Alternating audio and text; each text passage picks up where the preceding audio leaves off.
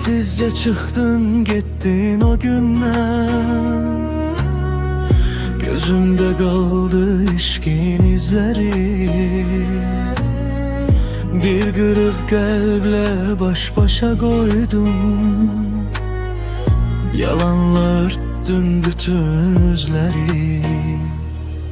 Sen elə bildin, unutup geçtin. İçimde fırtına, çölde sükuttu. Her gece göylere el açıp dedim, bu sevda benim için böyüm itti. Ahım alma, günahdı inan. Yerde kalanmaz bu kadar fegan. Hakkın divanı kurular bir gün. Senden soruşar halımız ama.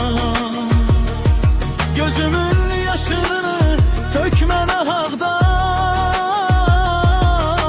Yolu kesilmez gelen sabahdan.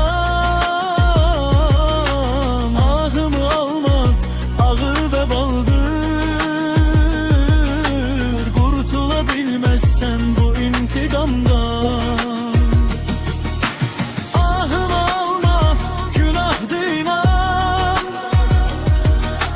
Yerde kalanmaz bu kadar fegan. Hakkın divanı kurular bir gün. Senden soruşar halımız ama. Ben yandım sen yanma diye bilmirəm. Çünkü bu acını sen özün seçtin. Ahım dağları yıkar unutma. Sen benim ömrümden günahla geçtin. Ahım olma, günahdır inan.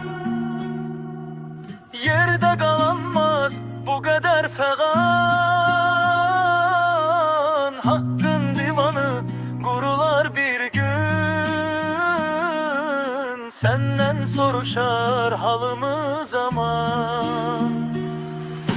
Ben yandım sen yanma diye bilmirəm. Çünkü bu acını sen özün seçtin. Ahım dağları yıkar unutma. Sen benim ömrümden günahla geçtin.